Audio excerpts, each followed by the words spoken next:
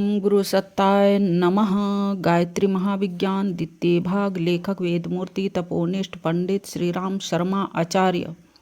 गायत्री उपनिषद अगला भाग पढ़कर सुनाते हैं, सुनते हैं और समझते हैं।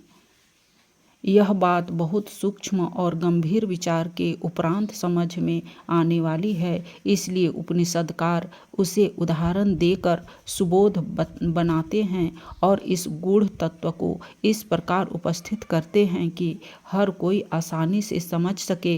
वे कहते हैं, मन सविता है, वाक सावित्री है। जहाँ मन है वहाँ वाक है, जहाँ वाक है वहाँ मन है। ये दोनों दो योनियाम है, एक मिथुन है। इसी प्रकार अग्नि और पृथ्वी का, वायु और अंतरिक्ष का, आदित्य और ध्रुव का, चंद्रमा और नक्षत्रों का, दिन और रात्रि का, उष्ण और शीत का, अग्नि और वरुण का, विद्युत और तड़क का, प्राण और अन्न का, वेद और छंद का, यज्ञ और दक्षिणा का मिथुन बताया गया है। यह तो थोड़े से उदाहरण मात्र है। यह उदाहरण बताकर उपनिषदकार ने बताया है कि अकेली कोई वस्तु प्रकट नहीं हो सकती, प्रकाश में नहीं आ सकती, विस्तार नहीं कर सकती।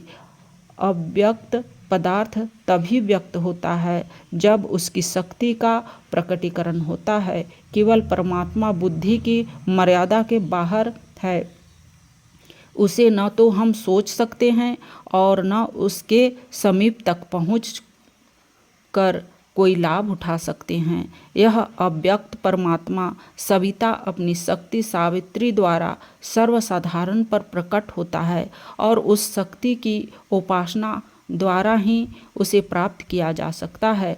लक्ष्मी नारायण, सीताराम, राधा कृष्ण, उमा शंकर, सविता सावित्री, प्रकृति परमेश्वर के मिथुन यही बताते हैं। यह एक दूसरे के पूरक हैं, प्रकट होने के कारण हैं।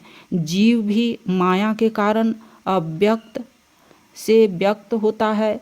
यह मिथुन हेय त्याज्य नहीं है, वरन क्रियाशीलता के विस्तार के लिए है। मनुष्य का विकास भी एकांगी नहीं हो सकता, उसे अपनी शक्तियों का विस्तार करना पड़ता है। जो अपनी शक्तियों को बढ़ाता है वही उन्नति की ओर अग्रसर होता है। शक्ति और शक्तिमान का अन्योन्याश्रय संबंध है।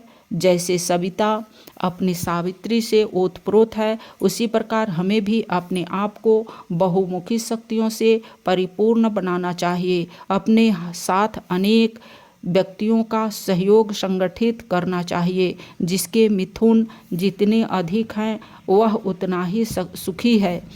इस शक्ति और शक्तिमान के रहस्य को जानकर मैत्र संतुष्ट हुए। उन्होंने कहा, मैं आपका शिष्य अब ज्ञान की वास्तविक जानकारी से परिपूर्ण हो गया हूँ। अब मैं जान गया कि मेरा जो शिष्य इस योनि और मिथुन के रहस्य को जान लेगा वह अल्पायु न होगा।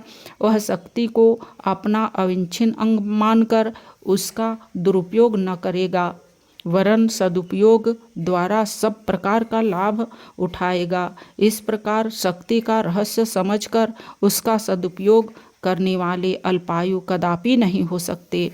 ब्रह्मा ने श्री प्रतिष्ठा आयतन को देखा और कहा कि तप करो। यदि तप के व्रत को धारण किया जाए तो सत्य में प्रतिष्ठा होती है।